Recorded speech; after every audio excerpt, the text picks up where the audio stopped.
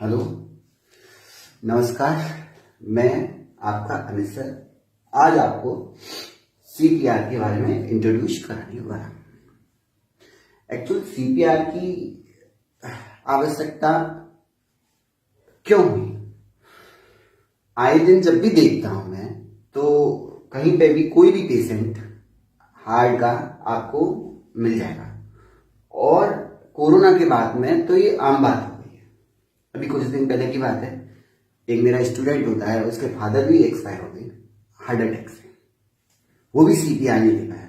मैंने उससे समझाया कि भाई सीपीआर तुझे देना चाहिए था, तो बोलता है सर मैं सीख लूंगा। अब सीखेगा, कोई बात नहीं। तो इसमें ये था कि सीपीआर जो रिलेटेड होता है, सबसे पहले मैं आपको बता दे रहा हूं, जो सीपीआर है वो है कार्डियो पल्मोनरी और रिससिटेशन।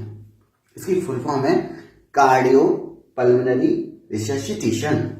यानी कार्डियो का मतलब है हृदय, ठीक है, जिसको आप दिल कहते हैं, हार्ट कहते हैं। और पल्मोनरी का मतलब है फेफड़ा, जिसको आप लंग्स कहते हैं।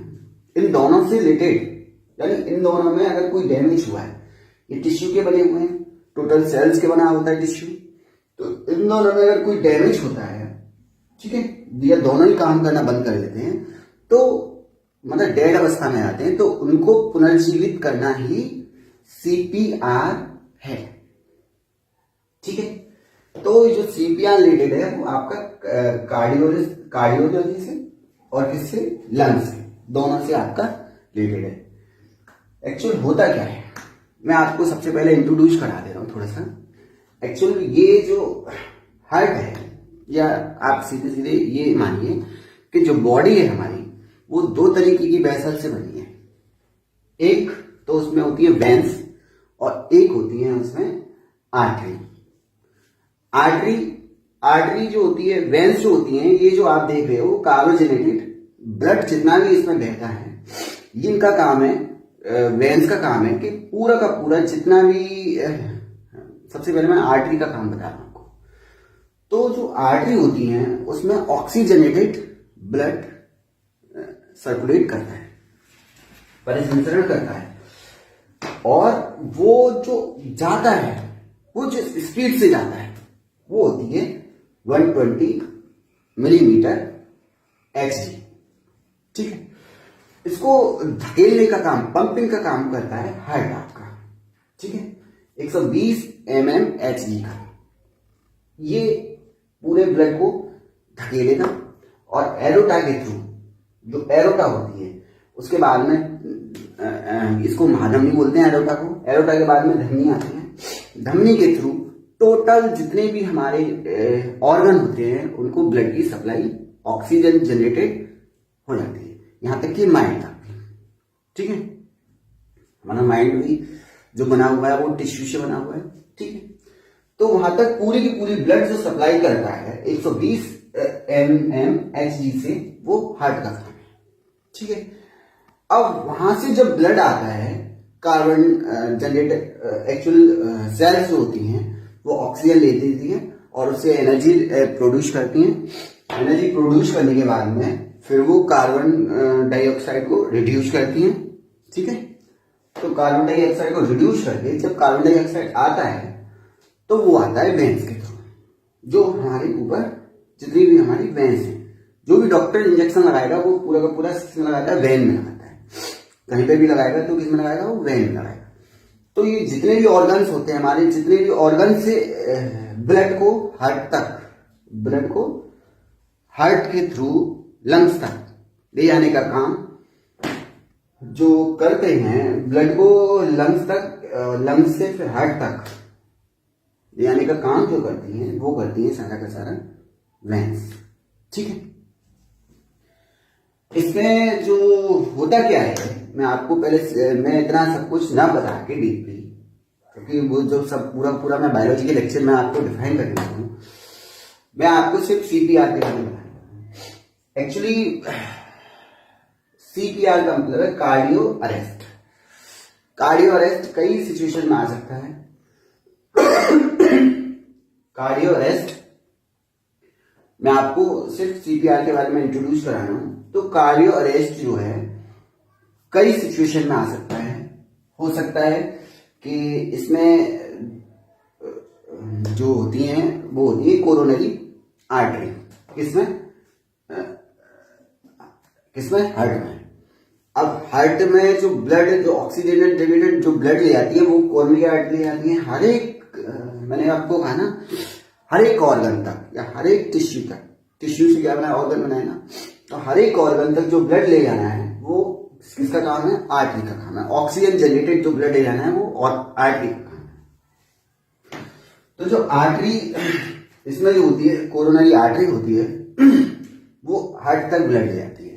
तो कोरोनरी आर्टरी क्या होती है, धीरे धीरे, ये ऐसा नहीं है कि एक ही दिन में, कई सालों में धीरे धीरे उसमें जो कोरोनरी आर्टरी है वो धीरे धीरे उसमें फैट जमा होने लग जाती है। इसको बोलते हैं प्लाक।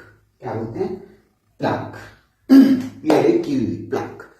प्लाक जम जाता है और वो कोरोनरी आर्टरी क्या है, ब्लॉक होने लग जाती है। और जब कोरोनरी आर्टरी ब्लॉक हो जाएगी तो आपको प्रॉब्लम स्टार्ट हो जाएगी। ठीक है, धीरे धीरे प्रॉब्लम स्टार्ट होगी, पर एक दिन ऐसा आएगा कि वो पूरी तरह ब्लॉक हो जाएगी और आपको दिल का दौरा पड़ सकता है। इसी को हम बोलेंगे हार्ट अटैक। ठीक है, तो इसके लिए डॉक्टर क्या करते हैं, आप डॉक्टर के पास जाएंगे। ठीक है, तो डॉक्टर आपको एंजियोग्राफी करेंगे। एंजियोग्राफी कई ऑर्गन्स की जाती है। अगर आपको हार्ट की एंजियोग्राफी करेंगे तो उसको बोलते हैं हम एंजियोग्राम। क्या बोलते हैं? एंजियोग्राम। ये आपको क्या करेंगे, जो आपकी एरोटा होती है वो जांग के थ्रू, ये दोनों जांग के थ्रू होके लेग्स तक जाती है पूरा। ठीक है, तो वो यहाँ से एक वायर डाल के उसको चेक करते हैं एक्सरे के थ्रू कितना ब्लॉकेज है। ठीक है, फिर एंजियोप्लास्टी कर देते हैं। वो एक अलग मैटर है। ठीक है, मुझे सिर्फ आज आपको सीपीआर ही बताना है और सीपीआर पे ही मैं आने वाला हूं। सीपीआर जो दिया जाता है वो, पहले तो मैं आपको ये बता रहा हूं, 3 टाइप से, मतलब 3, एक तो होगा आपका 1 साल तक के बच्चों के लिए, 1 साल तक के बच्चों के लिए भी अटैक आ सकता है, और एक हो सकता है 1 से 8 साल के बच्चे हों, और एक हो सकता है 8 साल से बड़े हों, जिनको हम अडल्ट बोलते हैं। तो अडल्ट के लिए जो आपको सीपीआर देना है, अच्छा होता क्या है इससे, मैं ये बता दे रहा हूं आपको। सीपीआर के जरिए आप, सबसे पहले मैं सीपीआर बताता हूँ। ठीक है, सीपीआर क्या है कि जब ये देखो सीधी है, ये मैंने आपके लिए एक डायग्राम बनाया है। इसमें आपको रिब्स दिख रही हुई है। रिब्स जो जुड़ी हुई है वो कार्टिलेज के थ्रू हुई है, और जो बीच में जो टाई के आकार का है वो स्टर्नम बोन है। ठीक है, जो स्टर्नम बोन है और जो कार्टिलेज के थ्रू जुड़ा हुआ है स्टर्नम बोन रिब्स से, क्योंकि कार्टिलेज क्या होती है, बहुत लचीली होती है। ठीक है, तो ये अंदर की तरफ झुक सकती है। तो आपको क्या करना है, ये जो राइट हैंड की हथेली है, ठीक है, राइट हैंड ले लीजिए, राइट हैंड से ज्यादा प्रेशर लगता है, इसलिए राइट हैंड की हथेली को लेकर ये इस तरीके से, ये है ना हथेली, ये वाली, इसको लेकर आपको लेफ्ट हैंड से इसको लॉक करना है। लेफ्ट हैंड से लॉक कर आपको इस तरीके से, पहले तो आपको घुटने के थ्रू पेशेंट आपको एक समतल जगह में उसको लिटाना है। समतल जगह में लिटाने के बाद में उसको मतलब सीधा लेटाना है उसको, सिर उसका ऊपर हो। ठीक है, फिर आपको राइट हैंड के थ्रू, राइट हैंड आपको तो स्टर्नम है, क्योंकि इसके नीचे ही क्या है आपका लंग्स है। स्टर्नम आपको जो खड़ा होना है पेशेंट के, वो लेफ्ट में ना खड़ा होकर राइट में आपको घुटने के बल बैठना है, और पेशेंट लेटा हुआ इसी तरीके से आपको राइट हैंड का जो हथेली है वो स्टर्नम पर इस तरीके से रखकर, और लेफ्ट हैंड को आपको इसे लॉक करके आपको शोल्डर से कंप्रेस करना है, इसको स्टर्नम को, और लगभग 5 सेंटीमीटर इसको दबाना है, हर कंप्रेस में 5 सेंटीमीटर।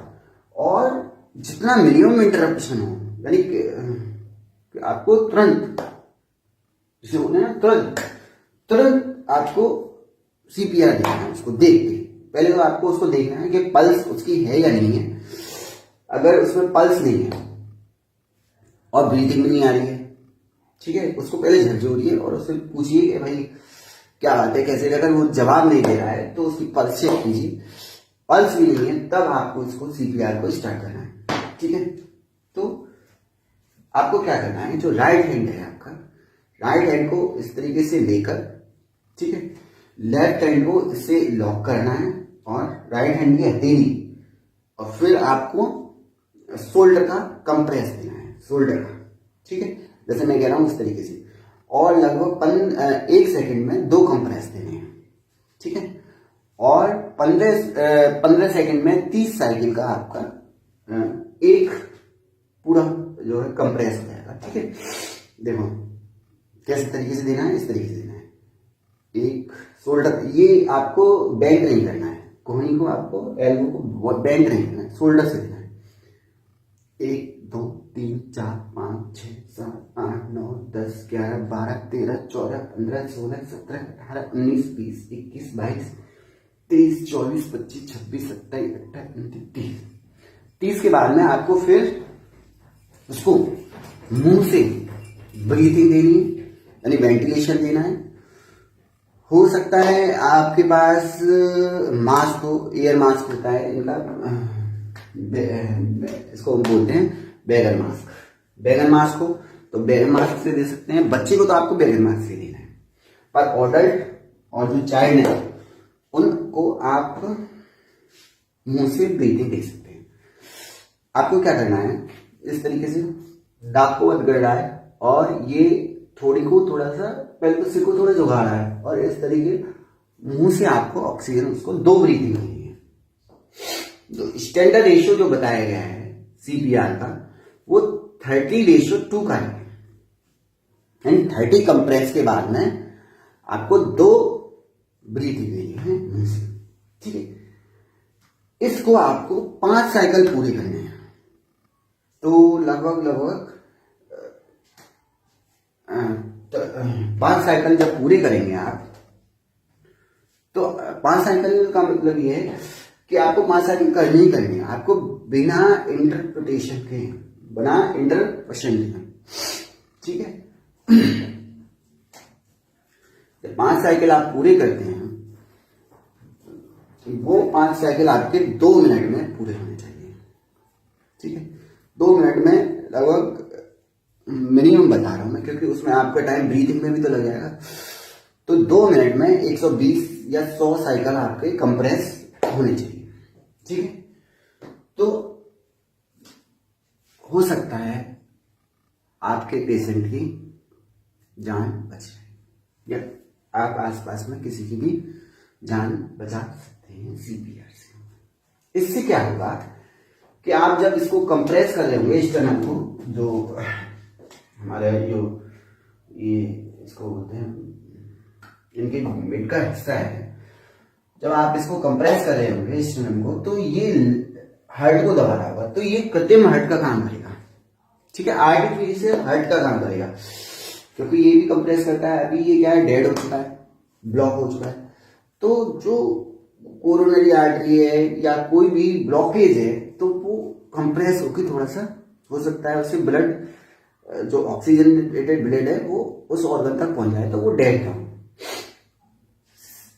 सेम काम जो ऑक्सीजन जनरेटेड आप ब्रीथिंग कर रहे हैं उससे भी ऑक्सीजन आपकी माइंड तक जाए, जिससे कि जो माइंड है वो आपका डैमेज नहीं होगा, ठीक है।